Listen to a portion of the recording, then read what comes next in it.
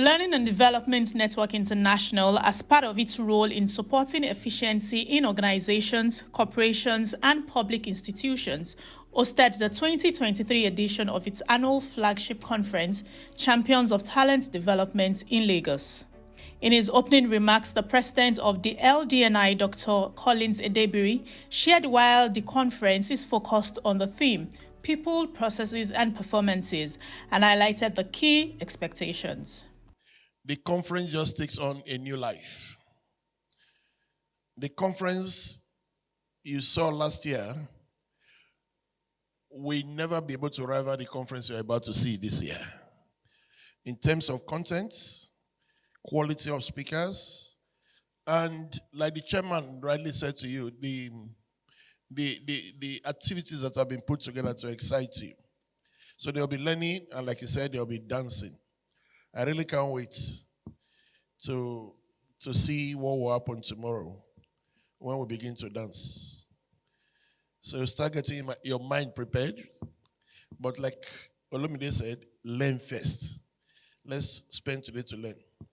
As you may well know, the process and the technique of learning is evolving at a very fast pace in a very momentous world of work, conditioned by technological breakthroughs, innovation, and creativity. So the question that engages our mind as L&D practitioners, and this is a continuous question: what do we learn, and how do we learn? Well, lately, added to those two questions is, who is the learner? Luckily for us, this conference was designed in such a way as to provide some answers to these three basic questions. So it's not just what do we learn and how we learn. I'm hoping that in these 2 days, the question of the attitude of the learner will also be examined. The idea is that when you leave this conference, you should find some answers to some of the puzzles in your mind. But that also takes the focus back to you, not just as L&D people who dish out learning, but as learners who also learn. The ultimate goal, and this has been on for some years, is for us to breed lifelong learners who truly take learning very serious. Delivering the keynote speech, Dr. Jeku Ozoemene, the MD HIV Trust Fund, called on the learning and development industry to be proactive and adjust to the disruptions of the emerging technologies. Today, we have a critical focused challenge. And that is how Nigeria can build a culture that informs, inspires, and empowers individuals to take ownership of their learning so that they are prepared for the changes that will come. Why do we believe that these changes will come? We're already living within the changes. I shared with someone at another session that if an individual was incarcerated for 20 years without access to technology, without access to television, without access to radio, and was released into today's society, the society he left 20 years ago is radically different from the society we live in today. One of the reasons why we often don't notice this is because we live within that society. But for somebody who has been out of that society, it will be radically different. So how do we think in new ways about the pivotal issues facing our new society and our new economy? How do we support people to develop skills needed to succeed? What does that mean for economic growth, prosperity, and job prospects?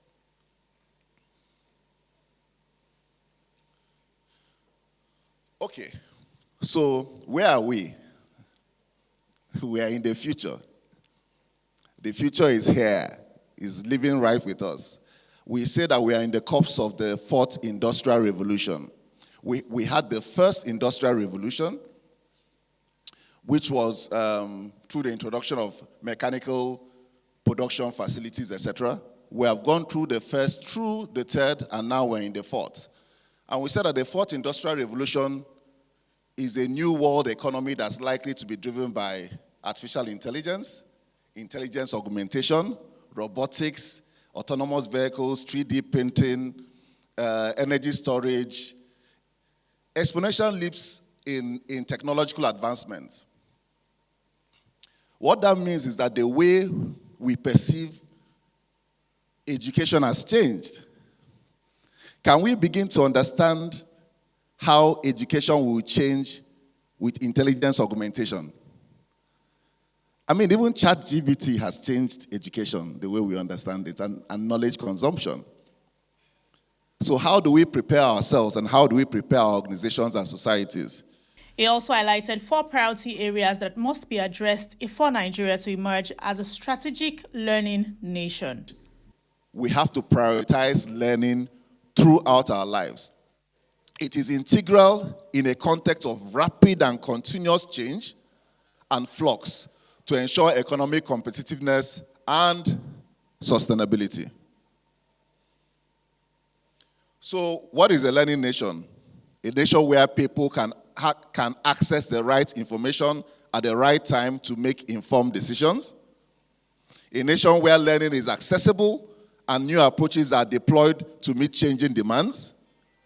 A nation where skills are valued and recognized because workers demonstrate competency and proficiency to get a job done. A nation where individuals are supported to achieve their personal goals and potentials. The 2-day event was power-packed with sessions that covered topics like the evolving role of the learning and development in organizational strategy, new world order of talent development, and developing leaders who can connect with learners, amongst other sessions. So I'd like us to do something right now. Can everyone please stand? Everyone, please stand. Please stand. Now, I know you have a horn. Just imagine now that you are a rhino. Right? Can you imagine for a moment that you are a rhino and you have a horn? Everybody do this. Just do this. Do this. Do this. Okay. With that horn, no, that horn should be in front. It's in front of you. Now, please go around the room looking at people. Try and go around the room. See if you can. Just go around. Move. Get out of your seat. Get out of your seat. With that horn in front of you, tell me if you can see very well as you are moving. Can you see people very well? Can you see very well? Don't you see that something is blocking your view? Something is blocking your view. Your horn is blocking your view right now. Thank you very much. Take your seat. And I'd like you to pick up your pen. Thank you. Give yourselves a round of applause. Pick up your pen. Pick up your pen. Everybody, pick up your pen and your notepad.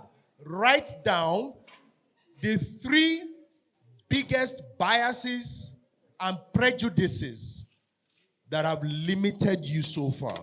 Dr. Collins Edebiri, Mr. Olusegun Mojid, President, Chartered Institute of Personnel Management, and Mr. Pascal Odibo, Country Manager Jeff O'Brien, speak on the conference and topical issues that will shape the industry. What informed the theme, we just don't pick themes. We look at the challenges that our members go through. And on the basis of that, we then decide, voting, which will be the major issue now that people will be interested in, and that's how we choose our teams. So for this year's team, the issue of people, the learner. If you listen to my speech earlier today, we grappled with what do we learn, how do we learn, but the learner himself, we tend not to remember to focus on him, because if you don't have the right attitude to learning itself will be lost. So we needed to focus on the people themselves, and then at the other extreme, how did they translate what they learn into action in terms of performance? So we looked at all of that and said, well, this was the thing. I was the foundation vice president of LDNI. The first president also stayed for 5 years. So you can understand that was the stage of forming. And to form an institute like this, it's Herculean. And when he left, the Lord fell on me to continue that forming. So we got into a stormy stage. If you know about team development, you form, you stop. So these 7 years, it wasn't intended that I stayed there for 7 years. But, as we went along, people say, oh, we can't change leadership now until we find some stability. So you can say that I took charge of the stormy phase of our growth. Yeah. So we are hoping that I will move from here now and begin to go to what we call the norming stage. Yeah. So I'm really wishing the incoming president well. He has a job cut out for him, but we have laid the foundation. It's time to build on it. When you say policies, I wouldn't know what you're talking about. Or you are talking of the law to regulate, to guide. Yes, because any profession that is not regulated, any profession that is not backed by the law of the land is not a profession. It's quackery. Therefore, I agree that we should come together. LDNI can do this. I know NITAD has been struggling to do it, but if we join forces, we can actually get the backing of the parliament that is actually separating L&D as a professional. For now, the CIPM, that is residing in the purview of the CIPM. But if one day, if we see a group of people that are serious, we will not mind for the L&D to be certified by the law of the land to a body that is trusted, to a body. And I'm thinking that the LDNI is well placed to do that. I'm saying it in the public because I know the category, the caliber of people. This thing I was a founding member, people like Dr. Olumide Ajomale, my good friend who's there, Pastor Collins Edebiri. There's a lady called, what is it? Is there. Yes, that should be her name. There's Bimbola, Adebakin. So we came together, plenty. John Wesley, so we came together, and I can tell you these are individuals you can vouch for. All we need to do is let's look at the books and see what we can do before we approach the parliament to do this. Now, the truth of the matter is that the world is changing. And the word VUCAT means volatility, uncertainty, complex, and ambiguity. But I added the fourth one, which is technology. These are things that are beginning to influence where the world is headed. And where the world is headed is contingent on where the corporates and the businesses are going to be determined by that. So the ambiguity and the uncertainty and the challenges of technology, AI, and wars and rumors of wars, and transport, logistics, and the uncertainty of the next day, fuel crude oil prices going up, going down, and all that. So businesses are therefore going to anchor their growth on a strong and a strategic understanding on how to ride this tide. And so learning and development, therefore, must curate the curriculum that will equip these leaders of tomorrow in understanding that their job is not just solving today's problem, but being properly recruited and equipped to resolve the issues of tomorrow, which is the future.